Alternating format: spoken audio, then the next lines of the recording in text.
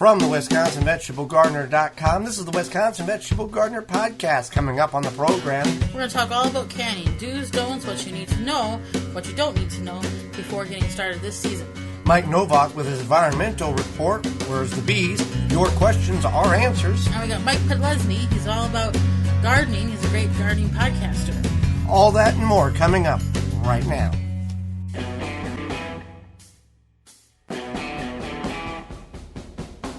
The Wisconsin Vegetable Gardener Podcast is permeating into your ears with your host, Joey Bear. And it could be the weeds. Some gardeners try to get all the weeds out of their garden. Other gardeners leave them in their garden.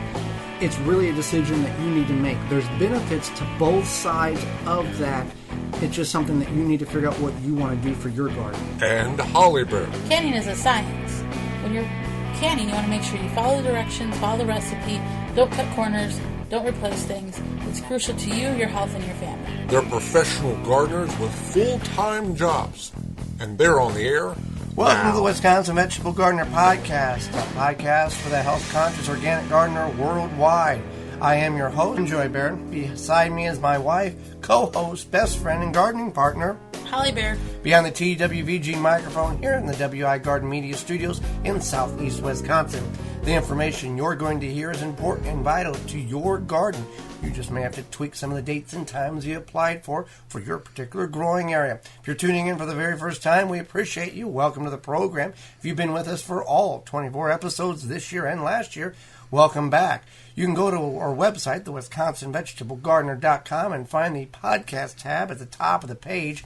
And click on it. That'll list those who support us, our sponsors, as well as all previous episodes that we have done, the guests and the topics that we have covered. We've had guests from all over North America that has given us loads of information. If you are tuning in for the very first time and you really don't know who we are and you stumbled upon us, welcome. And Holly's going to tell you a little bit about who we are, what we do, and then we're going to get into about canning, what you should do, what you shouldn't do, and all the things that go along with it. So what we do is we at the WisconsinVegetableGardener.com, we have many videos on gardening, canning, what to do with the food you grow, reusing items, all that great stuff. Then we also have our quarterly digital magazines, and those are free and they're full color, and you can download them, you can print them out, and they're available on our website. And then we also have this podcast. As well as you can always submit a question to us through our website. You'll find a big red button on the right-hand side if you are on a desktop or a PC or a computer. You can enter that. It's a little more navigable. You'll have to do on your mobile device, but you'll be able to find and send us a question. You can also contact us through our social media sites if you have a question and you feel that's an easier way to deliver that question to us. We'll answer it back to you, as well as we'll address it on the program for others who may also have that same question. Well, as we get into the summer months, it's getting close, or it's time to prepare to can that food that we have worked so hard to grow. Now, Holly is an multi-year award winner at the Wisconsin State Fair on canning, and she knows more about canning than I'm aware of because she has taken classes. I just grew up with it. I don't know all the ins and outs. I know the basis of the operation. But we're going to go over some of the things that if you're a new canner, if you're an intermediate canner, if you're an advanced canner, by the time we get done with this, we'll all be on the same page so we can be safer and be more effective and know what we can and can't do when it comes to preserving the food that we grow. So what is the first thing we need to know about canning if no matter what level we're at? Sure. So you want to think about what you want to can, what your plans are. So if you decide, okay, a lot of people are starting to go strawberry picking. Maybe you want to make jam. Maybe you want to make pie filling. You want to make sure you have the ingredients, you have a recipe, and that you have the equipment. And that's what's important. Sometimes you'll see sales starting now until through the fall on things like canning jars, pectin, lids, all that good stuff. So you want to pay attention to that, especially hardware stores. They'll put ads out and they'll have that stuff on sale. But then there's also things like lemon juice, vinegar, sugar, spices that you may need depending on what you're going to can, and that's good to keep track of as well. If you need mustard seed and all of a sudden you start your process, you've got some cucumbers, you want to make some pickles, and you're like, oh crap, I don't have any mustard seed. Well, you kind of want to plan ahead for that. Same thing with like pickling spice, whatnot. One of the things that maybe some of the intermediate or even advanced canners will go through their stock supply of jars, rings, and lids and see that they have a number of lids that have not, that's the flat portion, that's not the ring, there's a two-piece system there, that they've had for several years. Are those still usable? And at what time period do you, no matter even if they've never been out of the box, do you say, don't use them, buy new? And also this kind of goes into don't buy more than what you're going to need. Right. Obviously. I guess it depends. If you look at it and it looks like that orange-ish color. Rubber gasket. Yeah, if it's like kind of cracked, if it looks really dry, then I wouldn't use it. If it still looks intact, then why not? You can always reprocess things if you have to, but or if sometimes you'll find. I remember we found some. You could take your thumbnail and feel it, and if it still feels kind of soft and gummy, that's good. If it feels tough, that's not good. Right. So that's one thing. Now there are what we're speaking of, the metal lids. There are reusable plastic lids.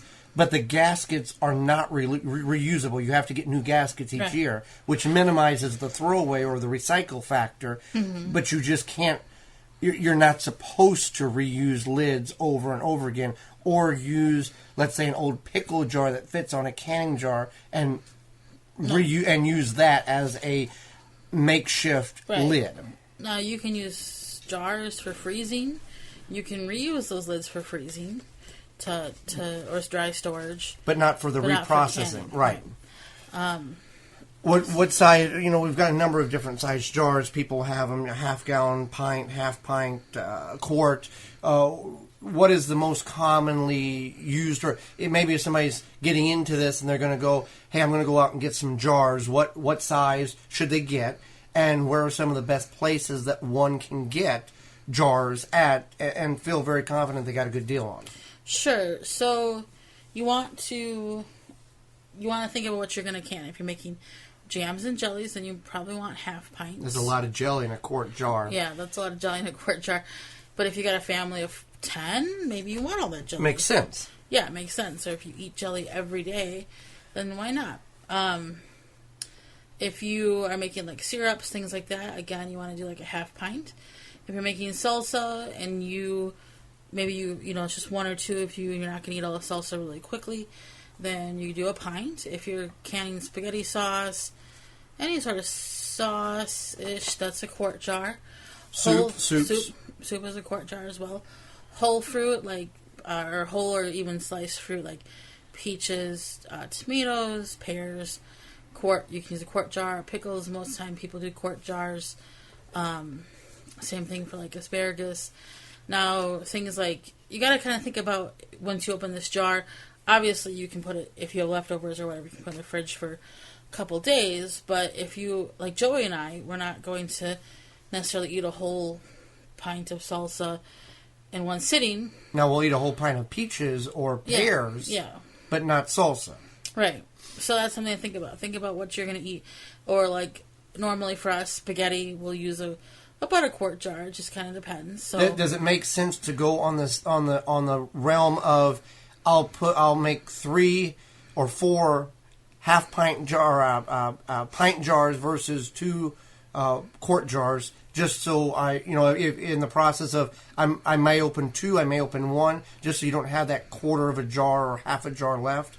Does that make sense that somebody would process more of the smaller jars because they may not want to open a large jar and have that sitting around for a period of time before they would use it again?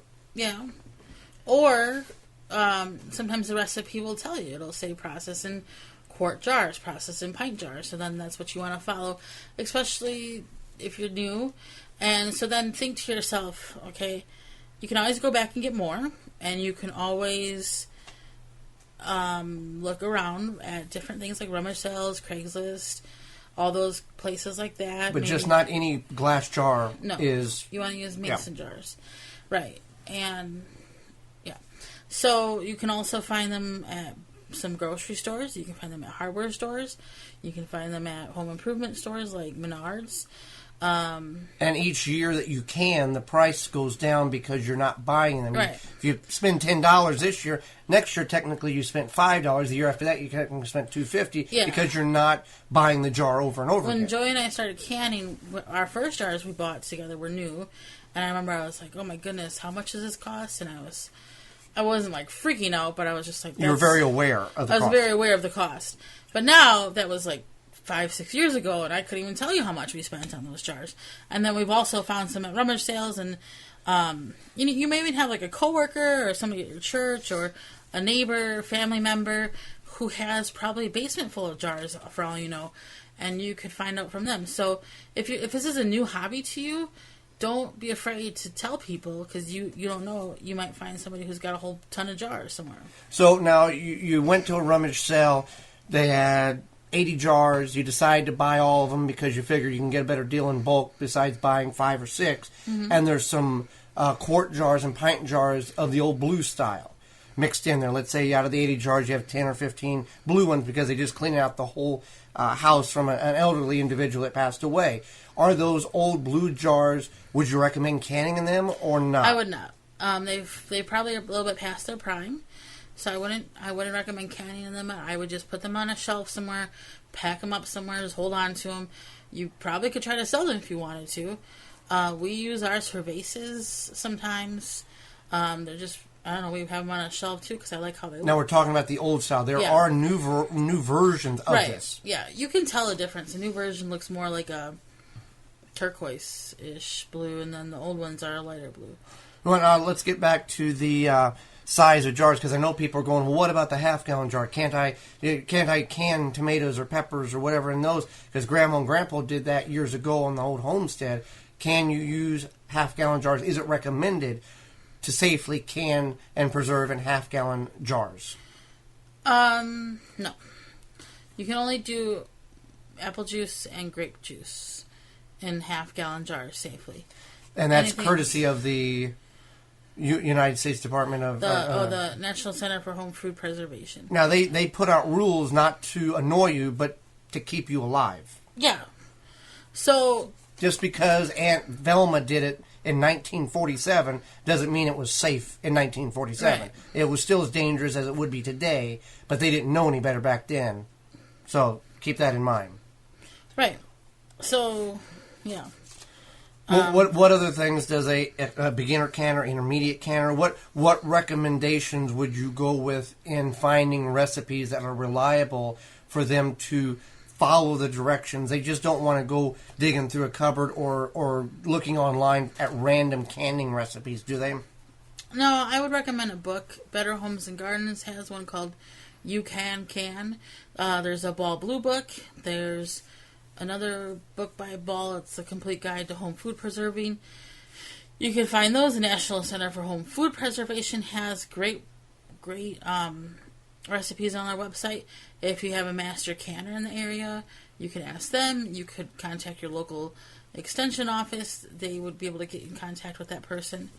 And, So. And if you're looking to can a item and you cannot find that recipe in those books that you reference, there's probably a pretty good reason why, and you probably shouldn't can that item that you're trying to can. Right.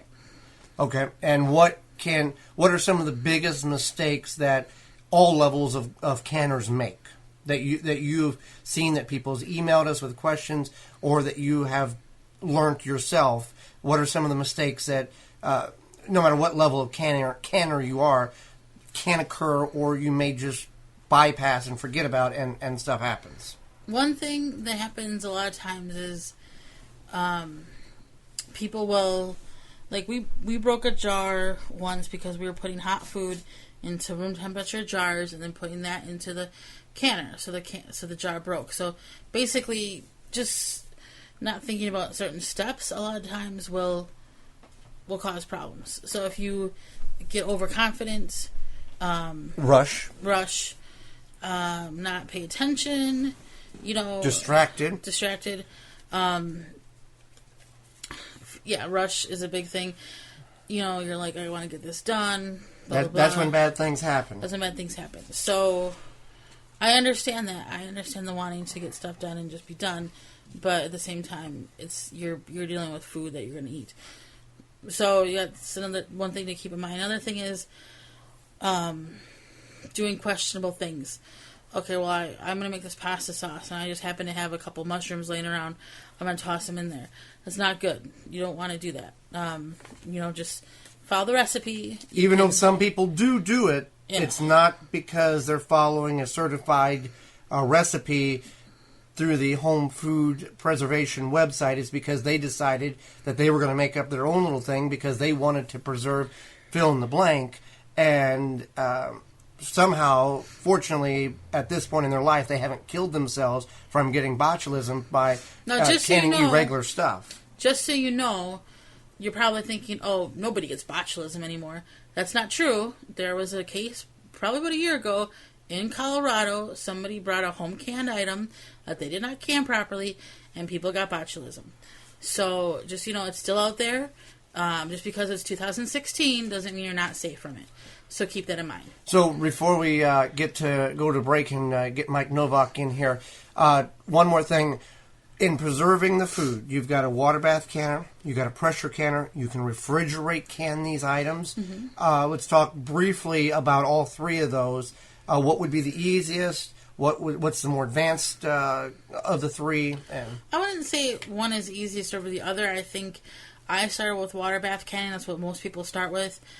So water bath canning is for high acid foods, tomatoes, fruit, things that are sugary, things that you're going to add sugar to, or you're going to pickle. So, like, you can pickle beets, you can pickle cucumbers, you can pickle asparagus. Swiss chard stems. That was not a good. We didn't do nothing wrong. They just was a horrible. It was like pickling celery. Yeah, it was gross. It was terrible. So that's for water bath canning. That's like when you add acid or add a lot of sugar. Pressure canning is for low acid foods, so you don't have to add any sugar or vinegar or anything like that. So that's things like green beans, carrots, potatoes, pumpkin, potatoes, certain soups. So that's the difference.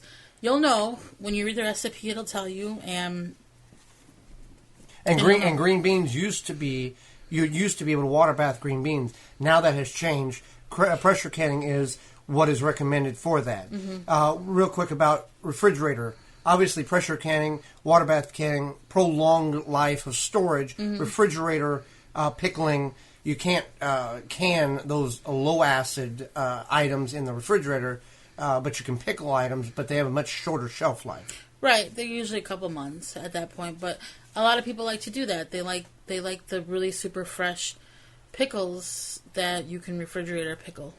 Or like refrigerator jam. And whenever you pressure can or water bath can these items correctly, what are we looking at shelf life? How long can these things sit on the shelf before you, one, need to consume them, or two, you just got to dump them? For best flavor and freshness, they say a year. You can stretch that out a little bit, 2 to 3 years, but you want to start to, like, say you've got something in the back, you've had there for a year and a half, you want to start thinking about eating that. So with that being said, you can always send your questions via the WisconsinVegetableGardener.com website under that big red button that says question if you have any questions regarding canning, what you can and can't can. We'll be right back after these messages with our good friend, Mike Novak. A gardener knows that the key to a good plant is its roots. With poor roots, the end result is not good. Conventional pots and trays cause roots to wrap around and become root-bound. Then you try to unwrap the roots at the time of planting, hoping not to break them. But never again with the Root Maker, a non-chemical innovation that naturally air prunes roots to create more vigorous roots. Never a root-bound plant again. Whether trees, flowers, or edibles, home garden or commercial grower, more roots means healthier, more productive plants. To get your own, visit rootmaker.com. Oh, yeah. What you say? You say Nasala Kombucha. It'll put some glide in your stride and some pep in your step. Nasala Kombucha. Yeah. Nessala kombucha makes your body happy. Nessala kombucha makes your body smile.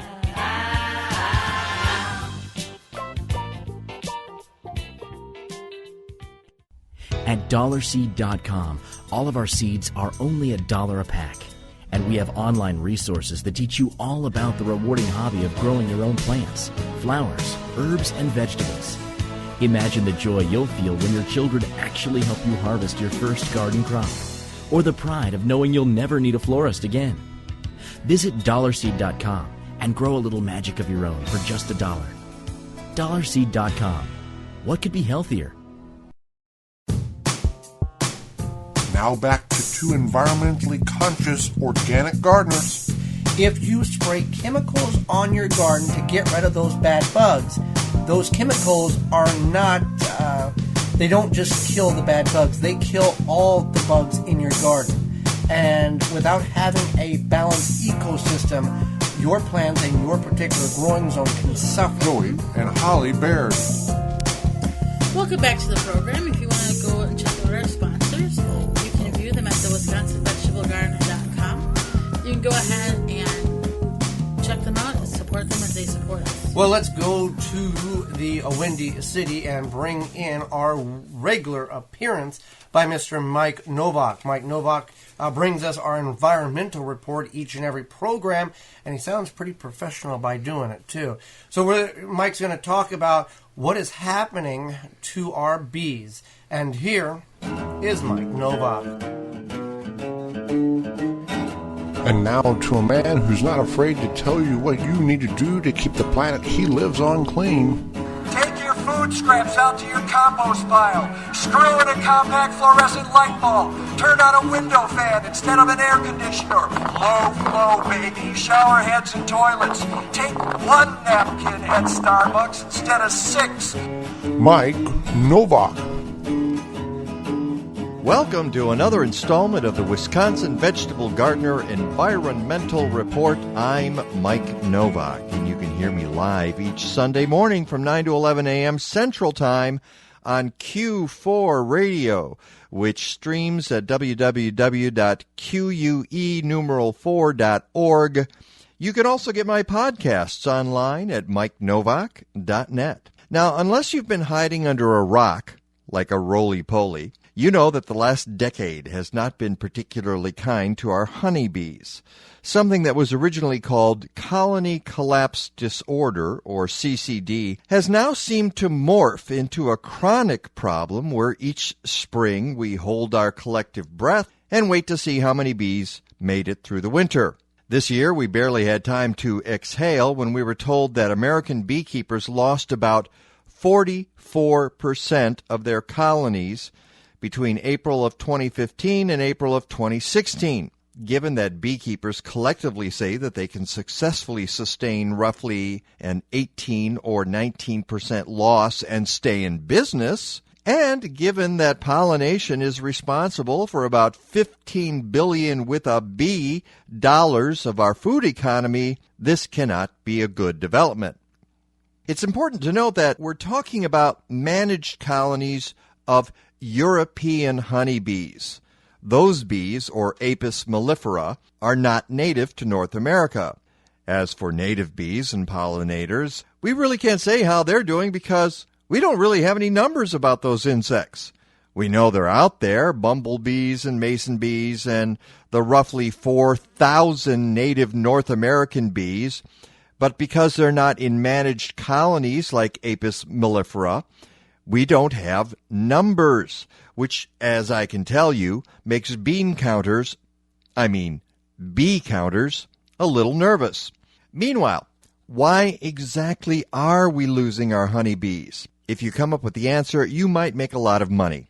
I've been talking to scientists and beekeepers for about a decade now, and most of them agree that persistent exposure to pesticides plays a role in this disturbing trend. However, they will also tell you that there are other factors, such as uneven nutrition, parasites like the varroa mite, viruses, and other factors that have a cumulative effect on bees. And yet, I continue to have emails drop into my inbox from organizations that proclaim breathlessly that they have the smoking gun. It's usually a class of pesticides called neonicotinoids, which have achieved notoriety because of their widespread use on commodity crops. However, they are also used in home landscapes, and that's where a new study comes in. The Purdue University study just published in the journal Nature Communications is cause for many of us to look in the mirror. Researchers collected pollen from Indiana honeybee hives at 3 sites over 16 weeks to learn which pollen sources honeybees use throughout the season and whether they are contaminated with pesticides. What they found was disturbing. It turns out that even if the hives were near crop fields, the bees foraging took them to other places as well. And scientists were able to identify residues in the pollen from about 32 different pesticides spanning 9 chemical classes, including neonicotinoids, so farmers are not off the hook. But the highest concentrations of pesticides in bee pollen were pyrethroids, which are typically used to control mosquitoes and other nuisance pests in households. Guess what? That's you and me. Well, maybe you, because I don't spray anything ever. But a lot of you think that you have to wipe out mosquitoes and hornets and grubs, so you reach for whatever is on the shelves of the big box stores or the local garden centers. And guess who pays for it? Yep, our bees. This is just one peer-reviewed study, but it's a good reason to look in the mirror when you start blaming everybody else around you for the demise of our honeybees. Most of you probably don't remember the great comic strip Pogo, but at one point, the main character, Pogo, sagely quipped, "We have met the enemy, and he is us." That's the state of our environment today. I hope you catch the Mike Novak Show on Q4 Radio. And by the way, Q4 is now streaming live on Facebook. So you can catch me Sunday mornings between 9 and 11 a.m. by going to Facebook and Q4 Radio, which is QUE4 Radio. I hope you join me then. You can also go to my website, MikeNovak.net. Go green or go home. Well, with that being said, we might need to just look in the mirror before we grab some toxic spray to try to get rid of bugs on our property, and the side effects is affecting our honeybees. So it's time for question and answer, and we've got a couple of them here. We go to a number of garden centers and libraries, and we've got a whole talking tour this summer, and you can find out if you're in the Milwaukee or surrounding areas. You can go to the website, thewisconsinvegetablegardener.com, and click on the Come See Us tab, and we've got a list of all the locations we're going to be, all for free. We're going to be at the State Fair, Wisconsin State Fair, Washington County Fair, and we got a big tour going on for different talks this summer. So with those talks, a lot of the individuals who come, they have questions. We answer them. And they also we ask them to write down their questions so we can answer the questions on the program here for you, because you may be dealing with that same type of problem. So we're going to ask some of these questions. We're going to answer some of these questions right now. So what is our first question here? Sure. So it says, I have tried growing cauliflower a number of times, and the leaves never stay covered over the head, and the plant gets sunburned and ugly. What can I do? How do you avoid the cabbage family worm? Okay, so a couple of things here. Cabbage family worm. She's growing cauliflower, broccoli. Cauliflower, which is supposed to be that white bleached head of the cauliflower. Now, the way you do it, there's different varieties that are self-bleaching. Other varieties, you have to take the leaves and physically wrap the leaf over top of the head and wrap it with a string or rubber band to prevent the sun from getting to that head of cabbage and causing it to get sunburned. A lot of the commercial growers will do this. They'll hire people and walk through the field and wrap the cauliflower head to prevent the sunburn of the actual head. But you got to be cautious of this because you got to know when the it's ready to harvest, because you just can't leave it covered. You got to remove the leaves and then pop the head off. The other thing, avoid the worm or the moth. Well, it says worm. Worm, okay. One thing you can do is cover your cauliflower, your broccoli, or your cabbage patch with netting with very small holes in it to prevent the moth from getting in there and laying the eggs, which creates the worm that eats a lot of the cabbage, the broccoli, the cauliflower. So is there another question on there, or does that wrap that one up? Wraps up. All right, so another question that we have is... Can you... Okay, this talks about seed tape. Okay. We talked about seed tape. If you're not familiar with seed tape it's basically a not really necessarily tape, but it's a long, thin piece of toilet paper, and you plant like carrots and radishes this way, and it's effective because it spaces them apart for you. Saves you some steps. You can do this in a cold winter night, and what normally would take you, let's pick a number, 3 minutes to plant a row, you can do it in about 40 seconds with seed tape. What's the question? So, can you do the toilet paper tape method with any seed? Yes, you could. Basically, the method for seed tape is usually utilized for small seeds, your carrot seeds, your lettuce seeds, your radish seeds, ones that are beet seeds, the ones that are very difficult to space. I would see no sense in doing it for peppers or tomatoes because you start them prior to putting them out in the garden. Pumpkin seeds, squash seeds are very large. Bean seeds are very large. You wouldn't need to do it with those. But any small seed, yes. Based on the size of the seed, it can get very tricky to keep the seed tape intact with the weight of the large seed. So it will work for many seeds, but it's really recommended for those very small seeds that are hard to space properly and minimizes the need to go back to thin the rows out. What else you got? Okay. Putting what to put under pots for drainage. Okay, many people have containers on their patio, porch, or deck, and when you water them, water runs out of the container and stains the material. So you can use drain pans. You could use large saucers, large plates on them to catch the water. Very inexpensive to go to the home garden center and pick up these plastic trays where the pot sets in them. So that's something that you can do. Now, if you just set them, if you don't care, and let the water run down from your balcony onto your neighbor's property, that's your business. But it would be best to have some. And the benefit of that is it catches the excess water, and that water will wick back up into the container, so you can kind of keep the soil moist. I did that once. You did that? What? You watered plants and it sprayed down on the neighbor's property? Yeah, when I lived downtown, I had a little house plant thing, and I would water it, and I didn't realize it was running down, and then one time he saw me in the hallway, and he's like, "Can you not do that?" And I was like, "Oh." So that was before you were a gardener? Well, it was like in between. Okay. Sugar snap peas? Sugar snap peas, yeah, go ahead with that. Do I need something for sugar snap peas to climb up?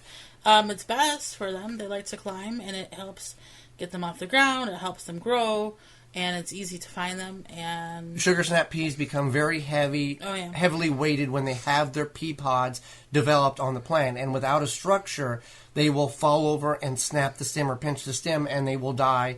And you'll get very minimal crop. So if you can allow them to grow up a trellis, a tomato cage, string, a fence, something that will greatly help them to prolong their life, put more fruit, more pea pods on, so you can get a better harvest. So yes, that was one of the few things that we that was the only thing we ever trellised on the farm was peas. Best way to keep weeds down? Okay. Weeds are the enemy of the gardener, so you can use a number of different methods of weed control. One, harmful chemicals. Two, you can spray them with Avenger, organic weed killer, which is one of the primary sponsors here on the program. Not that we're picking on them. We're saying that they're the best sponsor that we have. It's simply we are talking about weed control, so we're going to talk about Avenger. It has a nice citrus aroma. It's very earth-friendly. You can plant directly after you spray. It's great. You can use a mulches. The biggest way to control weeds is prevent weeds from going to seed in the garden. Now, you're going to have a certain amount of seeds drop in from birds, or be brought in by you as you're traveling amongst your garden. So preventing the seeds from going to, or the plants from going to seed, because seeds that fall in your garden can lay dormant for 7 to 70 years. And then you go in there and disturb the soil, and these start to germinate. Another way to reduce the number of weeds is physically go in there with a fork when the soil is relatively damp, not dry or soggy, and actually work the garden bed, removing all root follicles all the way. And the reason for this is many of the grasses that grow in our garden, I don't know about yours, but in our garden, you rip them out and you don't get the root, and the root will regerminate or grow that top, that foliage. Even if you get 95% of the root and you leave an inch in the ground, that inch of root will restart growing again. We've seen it happen a number of times. So what we've done is we're working beds, and the way our garden is set up is they're raised berms. They're not boards or anything, but it's a 1 foot walk path, 3 foot bed, 1 foot walk path, etc. And we add compost and organic material each year to those beds. One is easier to manage than a large garden, and more psychologically, it's easier. Hey, all I got to do is work this one bed. But loosen that soil up, getting all those roots out of as much as possible to greatly reduce the number of weeds that will come back throughout the summer and next year. It's a tedious job, but once you do it, you're really reducing the number of weeds that you have coming back in your garden. Right. Okay. And that's what we're doing this year, over and over, working the roots out of getting the roots out of the garden. One more question? Sure. Okay, keeping rabbits away using. Oh, okay. So they. What does this say? Okay, so they don't eat. They eat the seedlings. Eat the seedlings. So. Yeah, so we had told them, I think, to use the pepper. You can use a pepper spray, or you can grind up your cayennes or your jalapenos or your habanero peppers into a powder. You want to do this outside, or when family or friends are around that you don't like, because it will be very toxic, very aromatic. Not toxic. Aromatic in the air. It'll burn. Yeah. It'll burn. And you can make a liquid spray out of this and spray your plants, and they won't want to ingest it. This also works for squirrels, and sometimes it works for deers. I'm not certain all the time for deers. You can also put a fence around it. CedarCreekOrganics.com has products that will greatly reduce based on the fragrance and the taste, will keep the animals out. Also, Remington, Winchester, and Mossberg make great tools that will eliminate the animals. But most municipalities or neighbors do not like you using those tools to eliminate the animals in your garden. For those of you who didn't get that joke, those are firearm companies. So any other questions, or does that wrap it up? I think that's pretty much it. So we appreciate the questions that were provided for us. If you have questions that you have and need addressed, again, website, question button on the right-hand side. If you are on a mobile device, you might have to do a little searching, but it is there. And we'll be right back with...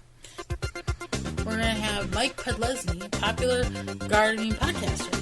All right after this. Water is our most important resource. The key is to capture the rain that falls on your property. No need for bulky rain barrels that are hard to handle and just don't fit in. Rain Reserve has solved the problem for you with their multi-size and color cube-like units. A rain barrel that does not look like one. Capturing rain easy, going unnoticed by passerbyers and blending into the surrounding. Construction so easy, even children can put it together. To get your Rain Reserve, visit rainreserve.com and use coupon code RAIN2016 to save 10% on total purchase. What you feed your plants and soil matters. Tomatoes should be big and juicy, but not at the soil's expense.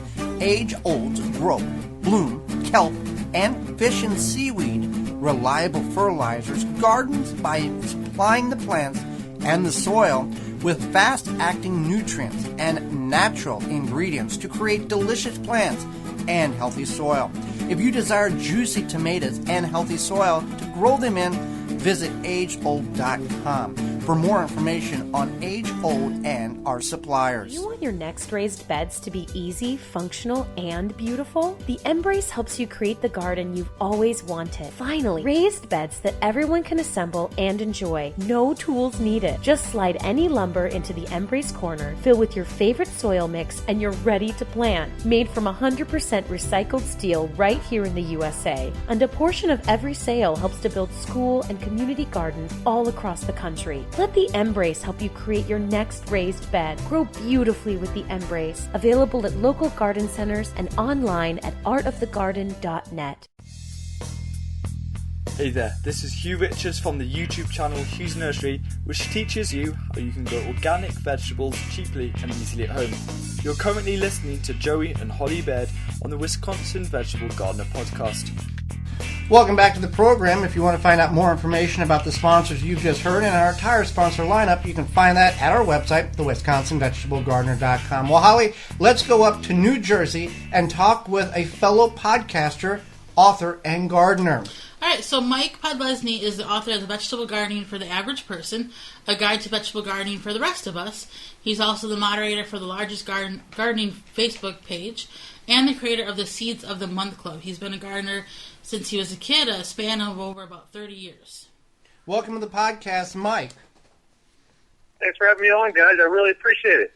Well, very glad you've taken time out of your busy day to join us. Now, as Holly talked about in the introduction, you started gardening as a child. Now, was this something that you wanted to do, or was it one of these things that, hey, you come out, you're going to help us type of family time thing? I think it was a combination of both. I was little. I was young, and I would see my dad out there working. So, being a typical kid who wants to kind of mimic what their dad does, I went out there, and at the time, I thought I was helping, but I was probably more just getting in his way. But that process actually got me even more interested in gardening and just kind of being part of the dirt and learning what he did to grow his own vegetables. And it just grew from there, from that point on. And I've been hooked on gardening ever since, and I love every bit of it. And I have 2 young kids of my own now, so I try to convey that to them, and they seem to be responding very well because they come out and help me as well. Fantastic. Now, how many square feet are you growing in, and how do you utilize the space you have to get the most production in a small space? Well, the exact square footage I don't have a number on, but I would say I probably take up about half of my property just growing between the garden itself and the fruit trees. It's quite a good amount of space. I have a lot of raised beds, so I do a lot of separation with my raised beds. We have a lot of clay in our soil. And I tried just doing it without the raised beds, just mixing a lot of compost, and it was just taking too long and there's too much compost. I was using more compost than I could actually make, so I didn't want to invest a lot of money in buying it when it's something I know I can make myself. So I built some raised beds, and it was just easier and quicker to get it done that way. So about half my property, and then another quarter of my property I have chickens, so that's taken up with that. And I honestly, I hate mowing the lawn, so if it were up to me alone, my entire property would be a vegetable garden, but my wife would veto that right away. Now, you say a good chunk of your property is vegetable gardening. We're just talking backyard. We're not talking front yard, are we? Well, most of it's in the back. In the front, I do have some things growing, but they're more for ornamental reasons, even though they're edible. I mean, it's kales and spinaches and things like that, but it's arranged in such a way so that it looks more aesthetically pleasing than it is, something I would go out and pick. The rabbits end up eating most of it anyway, but I also do a little bit out there as I do some experimentation because I have a lot more shade up front, and I have a great amount of sun in the back, so it's mostly in the back. Now, with you having that much garden, does all the are like the neighbors kind of like that's the crazy gardener guy, or do they embrace you and ask you questions about, hey, I've got a problem with this, or can you help me with that, or how is that relationship with the neighbors? Well, right now it's been great. I will say that at first I was the crazy gardener guy, like, oh my goodness, he's He's growing all this stuff, and it's funny that you asked that because my neighbor next door to me, he came over to me, this is a few years ago, and he's like, I never envisioned living next to a guy that would turn his yard into a farm. And, you know, he said it jokingly, and over the years, people, they do come up, and now they start asking me questions, and a bunch of my neighbors have got into gardening from seeing what I'm doing, and I'm by no means, you know, the be-all, end-all expert. I'm learning every day myself, but the neighbors come over, and I give them some tips and some pointers, and they kind of take it to a whole new level. I've learned a lot of things off my neighbors, what they're doing, too, and it's grown, and I wouldn't say I kind of was the pioneer in my neighborhood. Some other people had some gardens, but I just noticed I get a lot more people that come over to my house, and they'll ask questions. What are you growing? How are you doing it? That sort of thing. It's been great, and we've turned into this really tight-knit community in our neighborhood where more and more people are gardening and more people are growing their own food.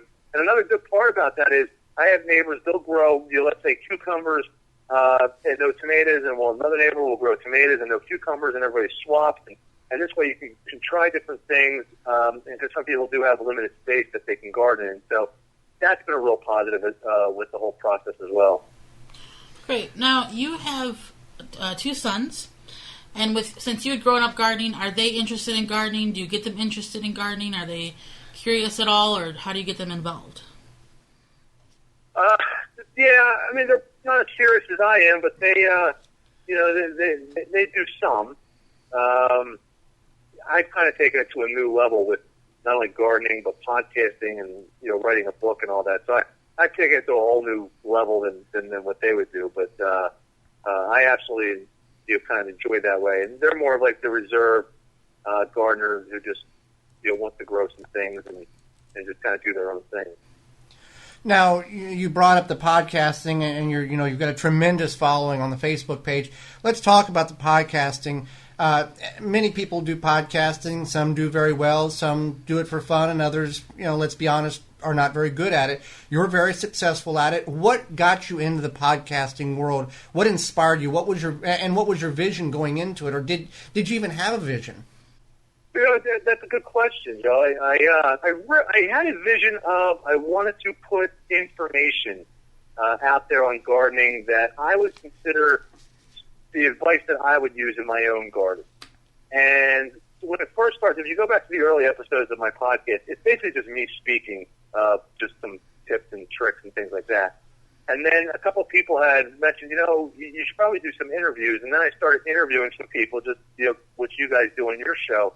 And it took off from there, and I really enjoy speaking with experts in the field and interviewing people and learning from them. And it just kind of took off from there. And yeah, I've done very well. I'm very fortunate. You know, I have a lot of people that email me. I really enjoy the show. I get people that, you know, give me critiques of the show as well, and that helps me change kind of the direction I take the show in. And that's really helped that as well. And as you know, because you guys do it, and you interview a lot of great guests yourself, and it's a lot of fun when you're speaking with somebody else who shares that same passion for gardening that you do, and it just makes the show a lot easier. I just had on my show, and I don't know if you guys interviewed him, but a gentleman by the name of Craig LaHoulier, and I've never met the guy before. He was recommended by a couple people to interview because he's the author of Epic Tomatoes and another book on straw bale gardening.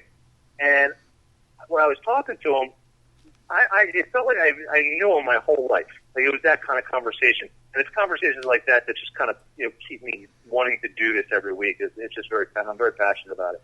Right, and whether you're talking to a famous, well-known gardener or someone that's not so well-known, that passion and that knowledge is always there. And they always, no matter whom it is, you're learning something from them on almost a weekly basis. Yeah, I agree with that. I mean, I've talked to people who I wouldn't say were as well-known, and, you know, they've turned out to be some of the best interviews because they do things differently than I do, and I learn something. And that's kind of what I really try to get across to anybody who listens to the show is I don't know everything. I don't pretend to know everything. I'm never going to know everything. So when I get guests on the show from, you know, Miami or up in Minnesota or out in California, everybody gardens a little bit differently. And when they tell me how they garden and the certain things that they do, and I'm sure, I mean, you guys are out in Wisconsin, you probably garden a completely different way than we do in New Jersey. And when I learn those new things, I just get so fascinated with it because I lived in Jersey my whole life, so I've only really gardened the one way. And when I hear other, ways of people doing things, I just think it's just wild and fascinating. Great. Now, you've talked to gardeners across North America. Are there any creative tips that you've picked up along the way that you found successful in your garden?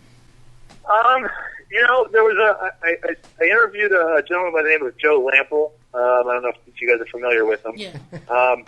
We spent a show one time, and a lot of it was actually off the air, where he was filling me in on all kinds of different ways that he composts to make enough compost for his whole garden. I think he's got a few acres.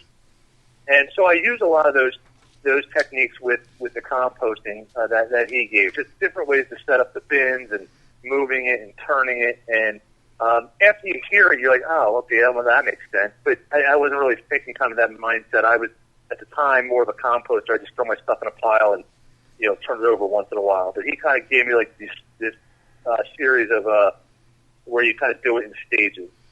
And I also learned, I interviewed another person by the name of Shauna Coronado, who does a really nice job of mixing container gardening with gardens that are aesthetically pleasing, so that you set it up, and not only is it functional as a garden for food, but it's also one that looks appealing. It's not an eyesore. And if you go to her site or watch some of her shows on, I think she does a series on Fox out in Chicago. And I learned a lot from her. And it's been one week after another learning different things like that. And I won't say I've implemented them all, but I've implemented a lot. And I interviewed a gentleman from Stark Brothers Nursery who was giving me tips on how to care for fruit trees. And I have a bunch of fruit trees, and that's come in handy, especially like the pruning tips and stuff like that. So I have actually implemented, some of the stuff that I learned week in and week out. Some of the stuff I don't, because it's meant more for the area that you live in. So if somebody who lives down in Miami is going to do things differently in the heat than I would do up here. So it works out. It works out well for me. I learn a lot, and it's just been a great experience. Now, we all face challenges in the garden. We're no different. I'm sure you're no different. What has been one of the Achilles heels for you in your garden over the years? Rabbits, and I say it emphatically. I'm telling you guys, I think I have super rabbits here in my yard. I've had fences. I've tried every trick in the book, and they always seem to get in. Last year I did a lot better. I had some rabbit damage, but not a lot. It just seems every year my fences get bigger and the rabbits just jump higher. I don't know how to explain it, but over the years, it's just been the rabbits. And one of these days I'm going to win that battle. I hopefully. Well, when we talk about rabbit repellents at expos and talking opportunities, Remington and Winchester make great tools, and about half the guests understand that joke, and the other half are writing it down going, I got to look into this thing. Yeah. Go ahead. No, I was going to say that's a good tip. I mean, I'll have to look into that.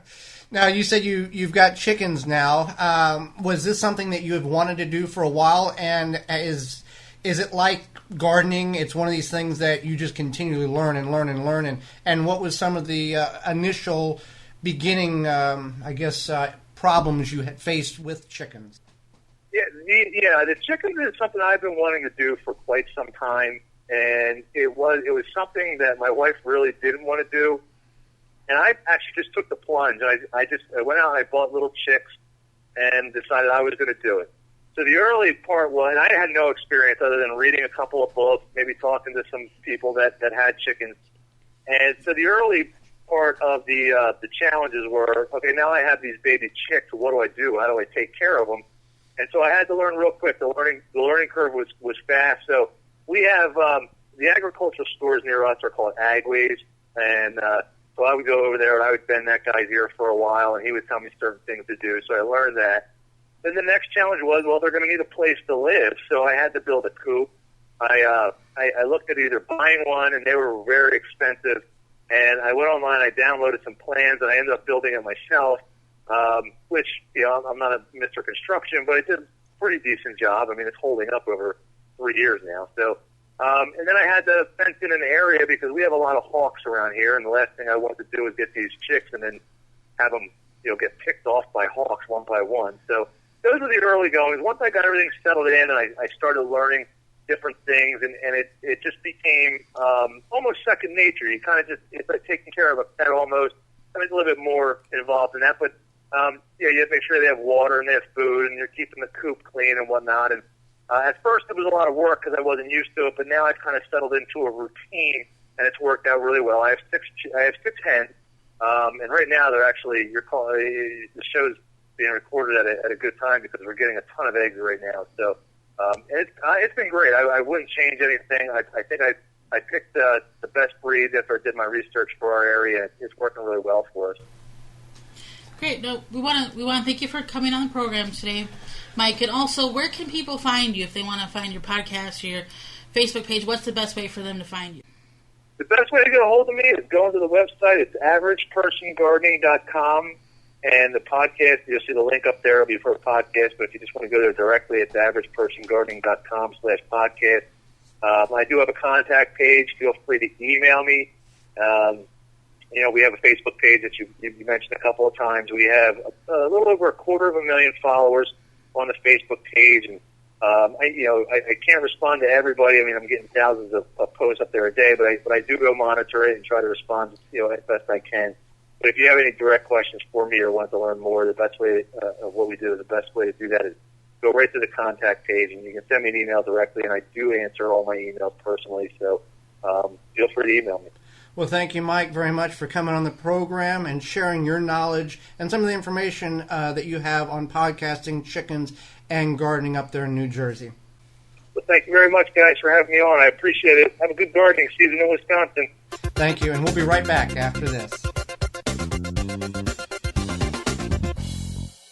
Looking for a fast-acting, non-toxic weed killer for your organic garden? One that works in cool and cloudy conditions as low as 40 degrees and is highly biodegradable with visible results in less than 2 hours? Then look no more. Avenger Weed Killer has it all and more. Made from oranges, Avenger is highly effective, easy to use, and has a pleasant citrus aroma. It is OMRI listed and approved for organic gardeners under the USDA's National Organic Program. Avenger Weed Killer is a choice for organic gardeners and homeowners who are looking for an effective, safe way to control unwanted weeds. Available in ready-to-use sprays and concentrate. Ask your local lawn and garden supplier for Avenger Weed Killer. For more information and a list of suppliers, visit AvengerOrganics.com. Avenger Weed Killer, eco-friendly, deadly to weeds. It's all about the soil at ManureT.com.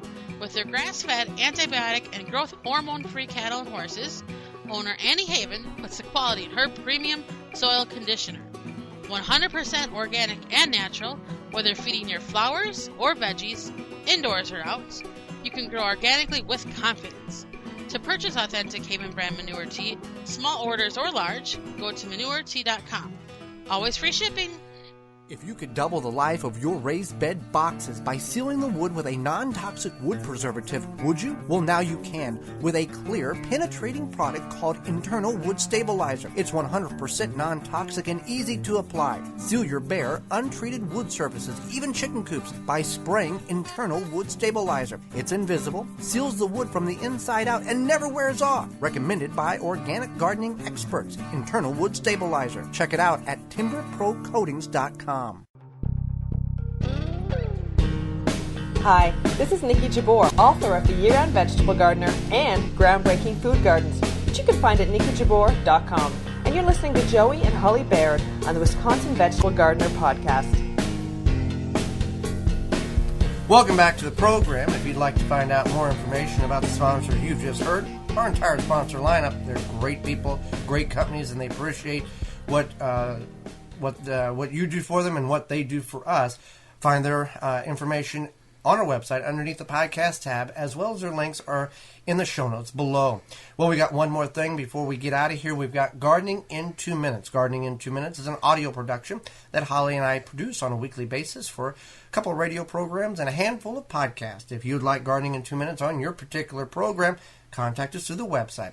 And this Gardening in 2 Minutes is all about mulch. How to retain moisture in your garden with mulch. And here is Gardening in 2 Minutes.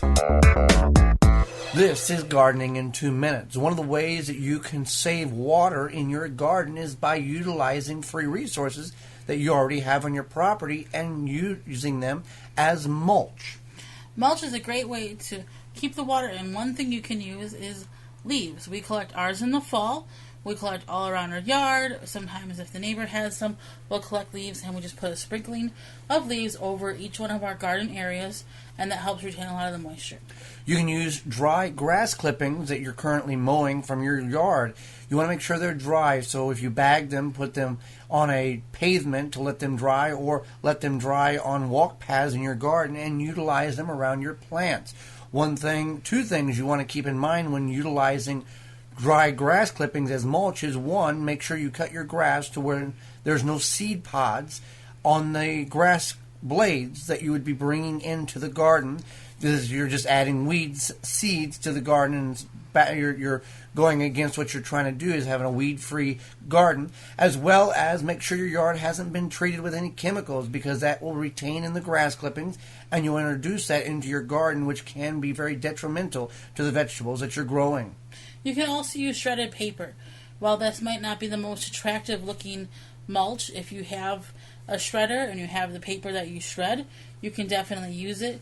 You may want to water it down a little bit when you first put it on your plant so it doesn't blow all around. You can also use straw. The straw is the byproduct of the grain industry, oat straw, wheat straw. You don't want to use hay. Hay is grasses that are grown for animal consumption, and that contains a lot of weed seeds. You could also use pine needles. Pine needles are acidic, but by the time they break down in your garden, they become neutralized and will not affect the pH in your garden soil. For more information on mulches and the advantages that mulch can have in your garden, our weekly video productions, as well as our free downloadable digital quarterly magazine, you can find all that information at thewisconsinvegetablegardener.com. A gardener for all gardeners. For Gardening in 2 Minutes, I'm Joy Baird. And I'm Holly Baird. So if you've never used mulch, and we didn't use mulch for about the first 3 years before we really understood how this whole thing fell into place, and we never used mulch on the farm either. That was just something we never did.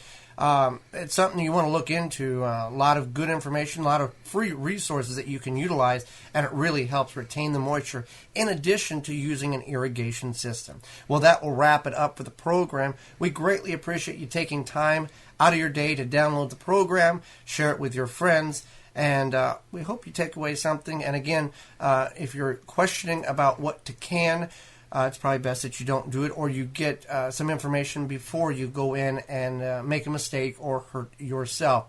So the audio in the podcast is provided by sfx.co.uk and audioneutronics.com, two royalty-free and copyright-free websites we use to help liven up the podcast. Except for Nasala Kombucha and Dollar Seed provide their own audio. Until next time, I'm Joy Baird. I'm Holly Baird. And we will see you in the garden. The Wisconsin Vegetable Gardener Podcast is a production of the WisconsinVegetableGardener.com for the health-conscious organic gardener worldwide, and distributed in association with WI Garden Media.